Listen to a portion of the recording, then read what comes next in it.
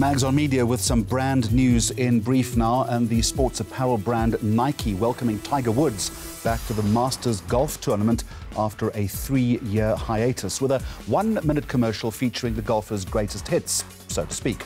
Nike famously sticking with Woods through the tumultuous 2009 expose of his extramarital affairs when many other sponsors chose to cut ties. And still in the United States, President Trump opting to skip the annual White House Correspondents' Dinner for a second year in succession amid his ongoing tirade about fake news. Moving to Thailand now, and mid-April sees a spike in alcohol consumption as that country celebrates the Thai New Year.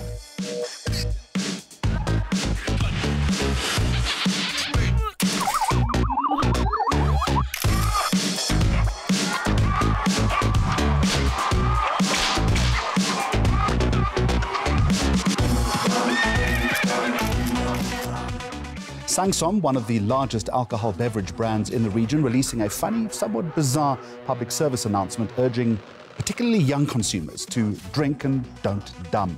Its line.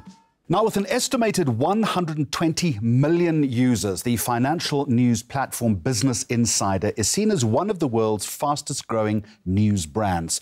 The platform, which uses what it says is fast, fun and innovative storytelling techniques to report on financial and business news, recently launching its South African iteration. Let me take you to Cape Town. And standing by to talk to us is the editor of Business Insider in South Africa, Helena Wasserman. A very warm welcome to you. We'll talk about the platform and what you're doing in just a moment and your approach to journalism. But my first response is that the business news environment in South Africa is a very crowded space. Are you not coming to all of this just a little too late to market? We're doing things differently, we would like to believe. So our take on financial news is we completely cut out all the boring bits and we focus on the stuff that people are really interested in.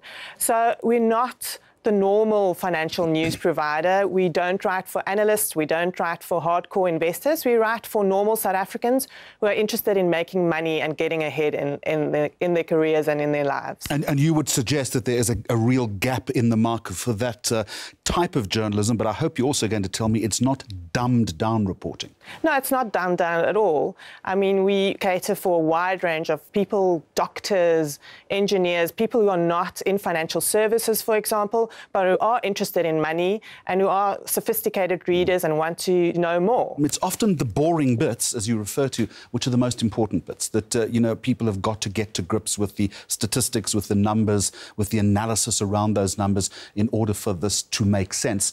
I understand where you're taking the model, but how then do you recalibrate or repurpose or translate the important information, which I agree with you can often be construed as boring and kind of glaze over stuff? So I think, important stuff can never be boring. So the boring bits for me is just the normal dividend yields and very highfalutin, jargony type of financial journalism. So for us, it's just cutting out that part and then focusing on the stuff that will really change people's lives and help make them more money and focus on the innovation and all the interesting stuff that's happening in South Africa. Do you have a typical reader or engager in mind when you're writing? And if so, who is that person?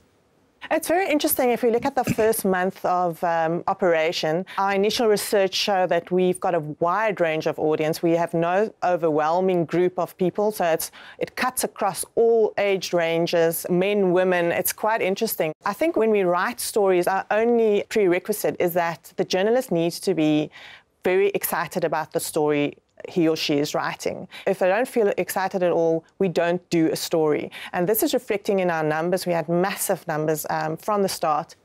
As I said, cutting across all age ranges. It's people coming up to us with a mindset of curiosity, a mindset of wanting to improve themselves, wanting to find out what's going on in South African business. I love the fact that you're talking about that they've got to be excited about the story before you actually are going to take it online.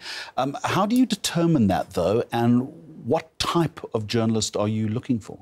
So we're looking for people who are interested in everything and insanely curious is basically what we're looking for. So we've got a very talented team. We taste test chicken wings and pup at Wimpy and coffee, and we go out and we do interesting things, trying to reflect the lived reality of what South Africans are actually doing every day. But, you know, we're trying to just, through the strength of our stories, appeal to people, and that's been, it seems that the brand is really resonating with people. Helena Wasserman, thank you very much indeed. The product is called Business Insider, available on your tablet and I guess on your mobile phone as well, talking to us from Cape Town. Mags on Media coming up on the programme. A line of skin-coloured lingerie is causing something of a brand stir. And the online video revolution, how millions of young people are changing the media landscape hour by hour.